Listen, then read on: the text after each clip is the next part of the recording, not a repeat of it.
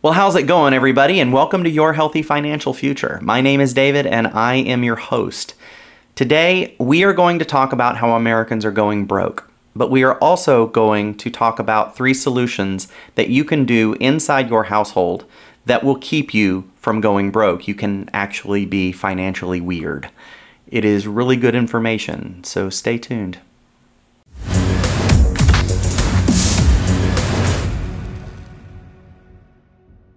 When I say that Americans are going broke, I wish this was an exaggeration, but I assure you it is not. In fact, 40% of Americans are not able to meet their basic needs right now. Banks like Wells Fargo and Capital One are showing a massive uptick in auto repossessions, not to mention credit card defaults. And us Americans, we're kind of caught in the middle. It's not just about poor budgeting or not watching our money carefully. We are paying a lot more for things than we used to, let's say 24 months ago. 24 months ago, I paid less for internet, streaming services, food, gas, etc. It seems to be everywhere. We have to make so much more money in order to meet the basic requirements that we had 2 years ago. And a lot of us just aren't able to do that. So let's take a look at the housing market. Let's start with the year 1980. In the year of 1980, you could buy an average home in America for about $47,000.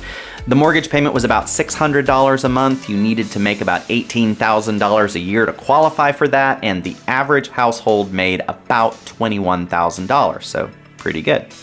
In 2000, the numbers obviously go up. You're looking at about $120,000 to buy a home, a $1,200 mortgage payment, and you need to make about $38,000 a year to qualify for that, and the average American home made about $41,000, so also good.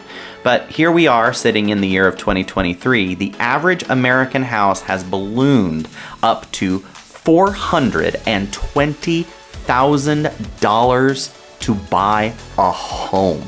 That is $3,700 a month on average for a mortgage payment. And you need to make $120,000 a year just to qualify for that. So the average American household right now makes about $74,000 to $81,000. And so the average American cannot afford the average home. And it doesn't get any better with renting either. Over 100 million Americans have to rent right now. And in 1980, it was really simple. It was about $300 to rent the average place, and it was about 17% of your income. In the year 2000, it was about $600 a month to rent a place, and it was about 17% of your income. Today, it is now $2,000 a month to rent an average space here in the United States. That is 29.6% of the average American's income, and that is affecting over 100 million Americans. Really sad. It's no secret that this is a huge squeeze on the middle class. They're the ones that are experiencing it the most. And if you find yourself in that situation, there are a few things that you can do that will make your financial situation better. It will not only get you out of that paycheck to paycheck grind, but it will put you in a place where you are saving, you are investing, and you are giving. So let's get started. The first thing that you need to do to become financially weird is you need to get yourself out of all consumer debt. That's like auto loans, student loans, credit cards, personal loans, medical debt, taxes, things of that nature. Those types of debt tend to be a lot more expensive and hard on your finances because some of them can even be predatory. So you really just want to take out debt and pay on an appreciating asset, not a depreciating asset. So a good example of a good debt might be a home, and that is not considered consumer debt. I recommend that you use the debt snowball to get yourself out of consumer debt. It's what I used. It was really, really super helpful and effective. And what you do with the debt snowball is you list all of your debts, smallest to largest, by the amount that you owe, not the interest rate, and you attack the smallest debt with every single extra penny a month that you've got. And then once you're done with that debt, then you move to the next one, then the next one, then the next one, then the next one, until you're out of consumer debt altogether. Now, this is going to mean that you're going to need to do a financial audit of your books. You might need to sell some things that you no longer need. You may want to close some subscription services. You're definitely going to want to stop vacations and going out to eat. You're going to want to drill down on this all the way and make sure that you really have a clear vision for the life that you want, because it's going to take about 18 to 24 months to get yourself out of consumer debt if you really hustle, and it isn't going to be pleasant. But I can tell you that the rewards are so worth it, because once you're out of that debt, then you have a little thing called money. You can use it for things that other people are throwing at debt and life expenses, and you can actually throw it at emergency funds or savings accounts or investments of some kind, such as playing the stock market or building up your retirement or your kids' college fund. Those are all things that are possible for you when you're out of consumer debt. And trust me, I know I'm in that world. And I was also in the world before of just paying on credit cards and car notes and never really saving anything. In good economies or bad economies, it's always good to have extra money. And this is a tried and true method of getting yourself into a place financially where you don't have to worry so much. The fear and the worry and the concern can go away. The next thing that you might want to consider, and this isn't for everybody, I will put this as a disclaimer, is to do some type of house hacking. Now, I know people who have actually bought a duplex or a triplex and they've lived in one and they have rented out the other two, but with interest rates being as they are right now, it's about 8% the last I heard to get yourself a mortgage.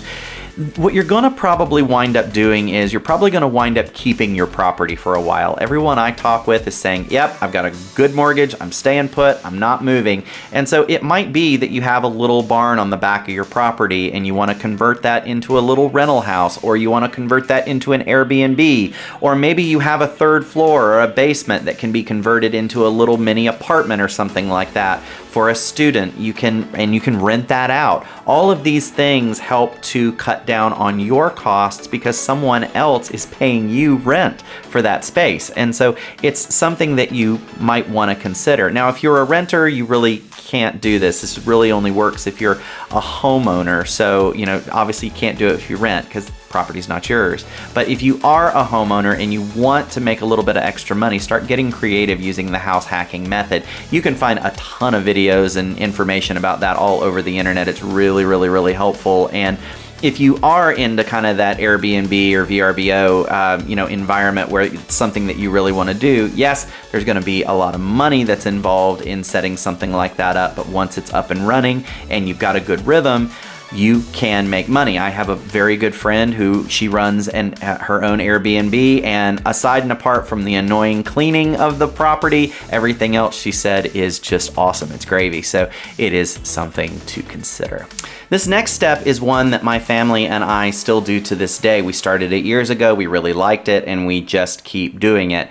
What we do is we black out our expenses for a certain period of time, say a month. And over a period of a year, from January 1 to December 31, we take about 3 or 4 months out of the year and we just become very austere. We don't spend money on anything that we don't have to. We don't go to restaurants. We don't do anything for entertainment that isn't already included in our budget, such as like streaming services. So we're not going out to movies. We're not going out to bars. We're not doing anything like that, spending any extra money. What we found is we were saving upwards of $5,000 or $6,000 a year doing that. And so we would much rather have that $5,000 or $6,000 a year doing other things for us that were a lot more beneficial. And so we just cut that expense time out. We just said, hey, we're not going to spend that money on things we don't need, and this 120 days in the year is the best time for us to do that. Now, I would recommend looking at your calendar and saying, okay, months 2, 3, and 4 are going to be absolutely perfect for this, but the rest of the year it's just so super busy, only do it then. But I emphasize that this is something that you really need to do after you get out of consumer debt. This is also super, super helpful, let me tell you, and you'll be so happy that you did, because not only will you start to have more money in your bank account, but because you're cooking at home and you're cooking, good meals inside your kitchen and you can control the ingredients, you're eating healthier food too, and that really does make your body happy. And so you're going to experience an overall, uptick in the quality of your life, not just with money, but with health as well. So this is a scary time for most Americans, but there are some things that you can do that will keep you from being normal. And right now, normal means that you're broke. So we want to make you financially weird. Consider getting yourself out of consumer debt. If you have the ability to house hack, do it.